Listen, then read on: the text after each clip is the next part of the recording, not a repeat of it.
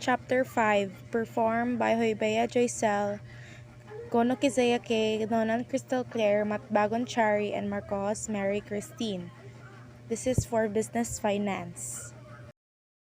Introduction: Basic long-term financial concepts. Long-term finance can be defined as any financial instrument with maturity exceeding 1 year. Objectives: At the end of the session, the learner will be able to provide an understanding of the long-term operations, break-even point, and time value of money. Develop insights into student understanding. Next is apply mathematical concept and tools for finance and investments problems. Good day everyone. My name is Chari Matbagon and I will be the one to discuss about financing decision. So, financing decision.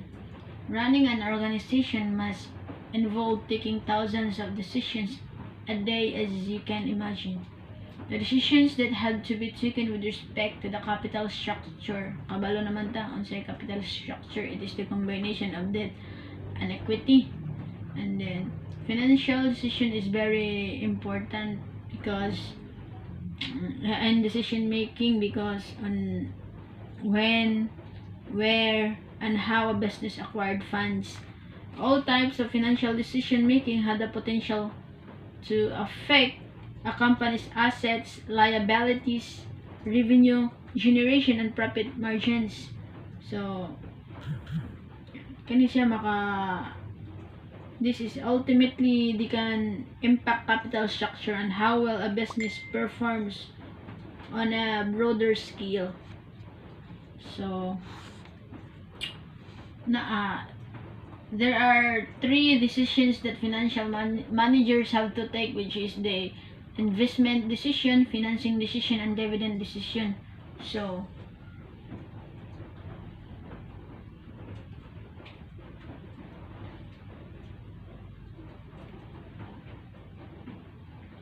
investment decision, also known as capital budgeting decisions. Naatay mga factors affecting this investment decision, which is cash flow of the venture. Cash flow of the venture. When an organization start a venture, it's invest a huge capital at the start. Then sunod kay profits. The basic criteria for starting any venture is to generate income, but moreover profits. Sunod kay investment criteria. Different capital budgeting procedures are accessible to a business that can be utilized to assess different investment propositions. Then sunod kay financing decision. Important to make wise decision about when, where, and how should the business acquire funds. So, natay factors affecting financing decision, which is the cost.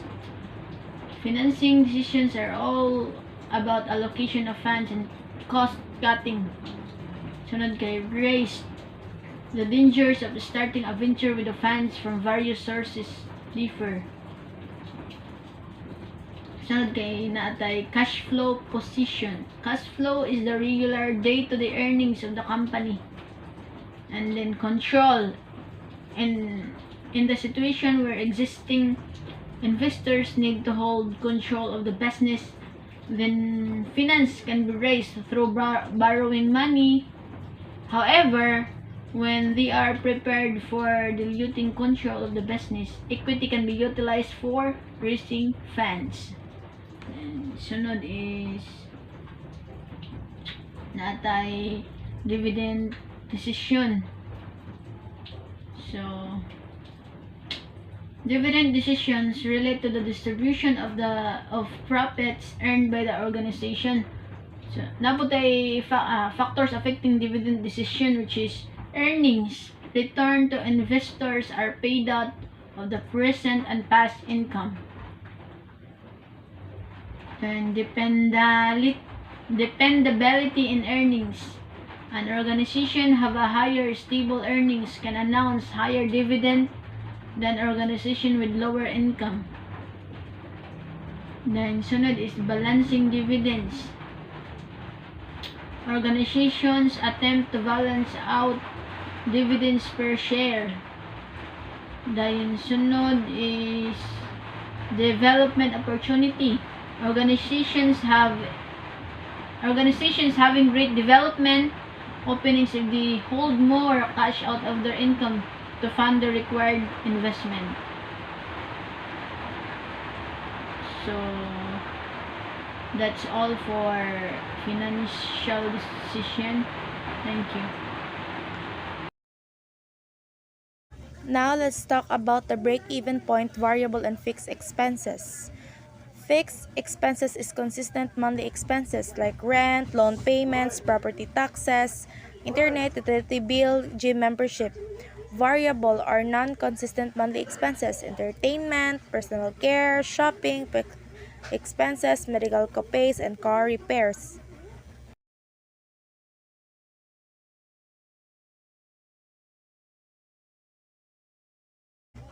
What is variable in business finance? Variable costs are expenses that vary in the proportion to the volume of goods or services that a business produces. In other words, they are costs that vary depending on the volume of the activity. Examples are raw materials, piece rate labor, production supplies, commissions, delivery costs, packaging supplies, and credit and fees. Variable costs of the production are called the cost of goods sold.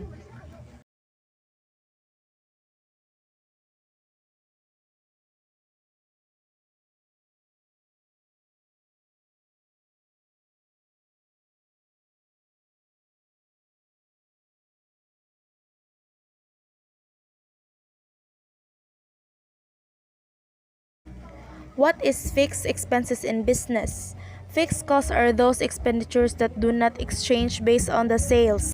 That is, they are set of expenses of business has committed that they are not tied to production volume.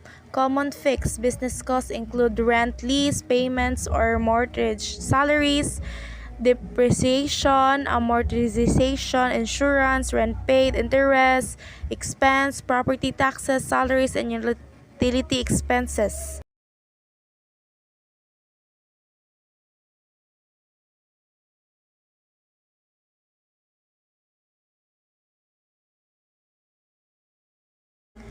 Variable and fixed cost expenses. In accounting, fixed costs are expenses that are remain constant for a period of time, irrespective of the level of the outputs. Variable costs are expenses that change directly and proportionally to the changes in business activity level or volume.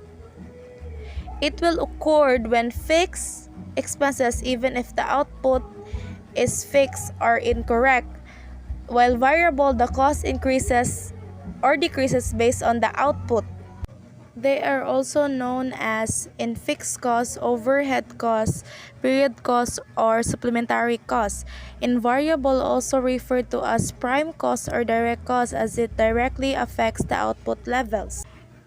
In nature, fixed costs are time related, they remain constant for a period of time, while variable costs are volume related and change with the charges in input output level. The knowledge of fixed and variable expenses is essential for identifying the profitable price level for each service. Volume needed to break even, fixed costs times price minus variable costs.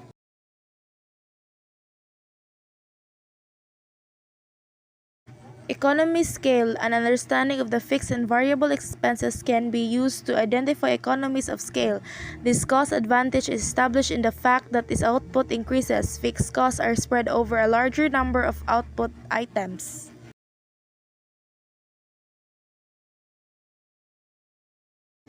That's all, and thank you. Good day, I will be discussing the time value of money. The time value indicates the relationship between time and money. It is a basic financial concept that holds that money in the present is worth more than the same sum of money to be received in the future. This is true because money that you have right now can be invested and earn a return, thus creating a larger amount of money in the future. The time value of money plays a very significant role in making long-term investment decisions. The basic tenet in finance related to time value of money is the peso is worth more than a peso in the future. Why? Because the peso you have today can be invested to earn an interest, giving you a larger future amount in return. The importance of the time value of money. The time value of money, or TVM, is an important concept to investors.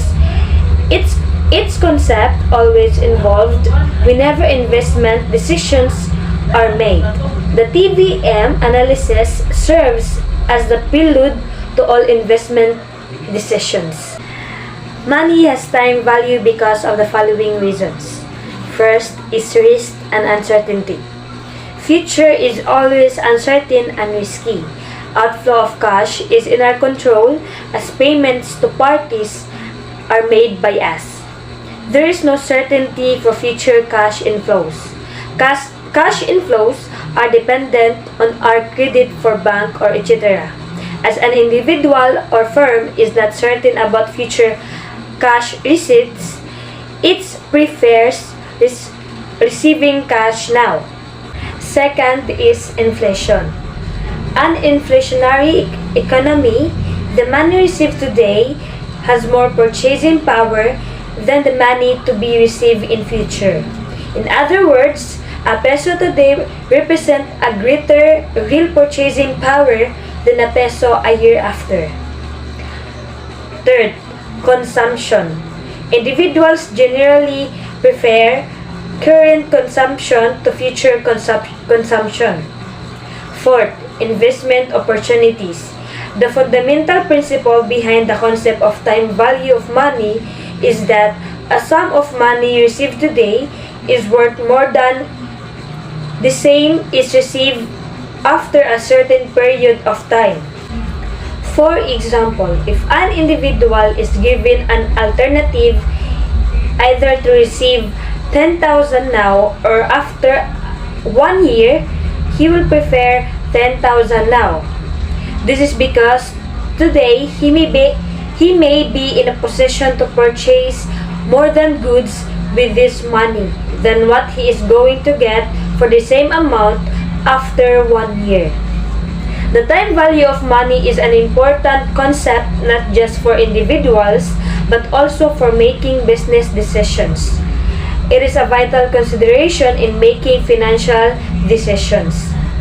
Companies consider the time value of money in making decisions about investing in new business equipment or facilities and establishing credit terms for the sale of their product or services.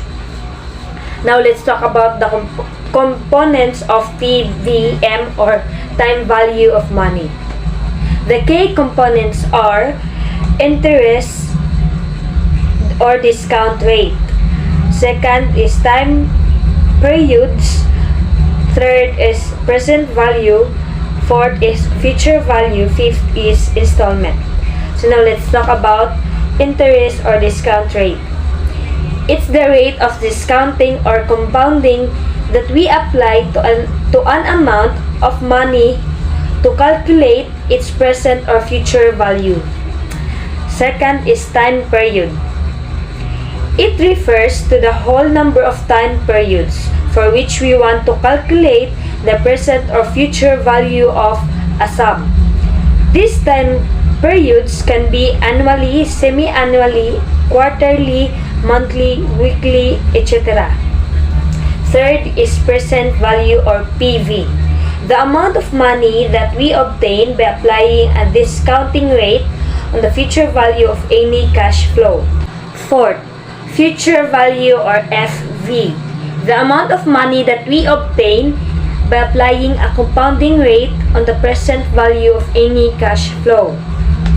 Fifth, installment. Installments represent payments to be paid periodically or receive during each period. The value is positive when payments have been received and become negative when payments are made. Let's talk about future value.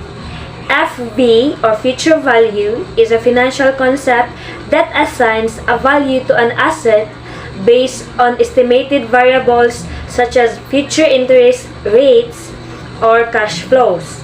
It is the value on a future date of an investment made today.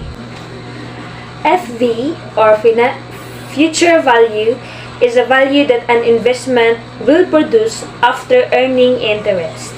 So now let's see the formula for the future value.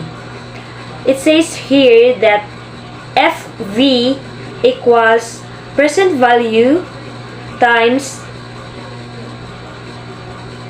1 plus interest rate to the exponent number of periods interest held.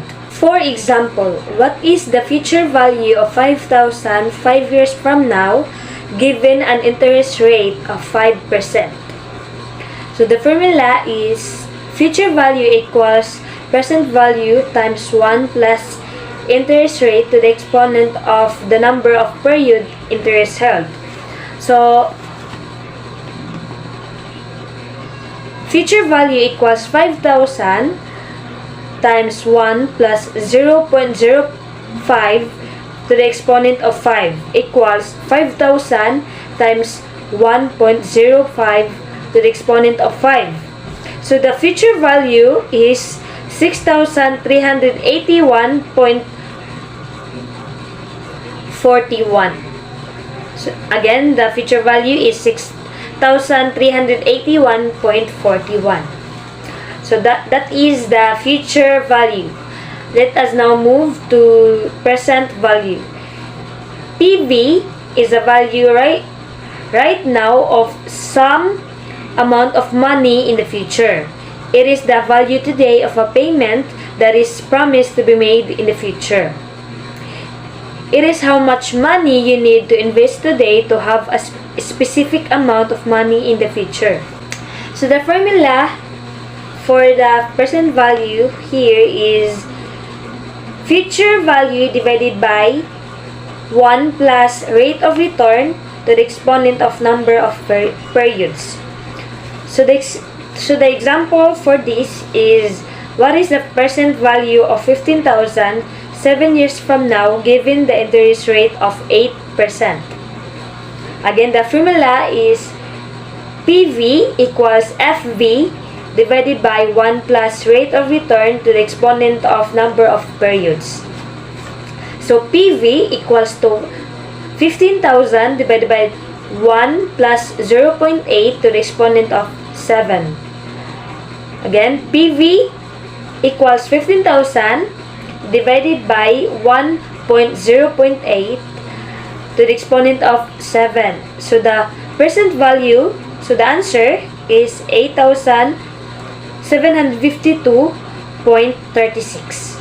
Again, 8,752.36.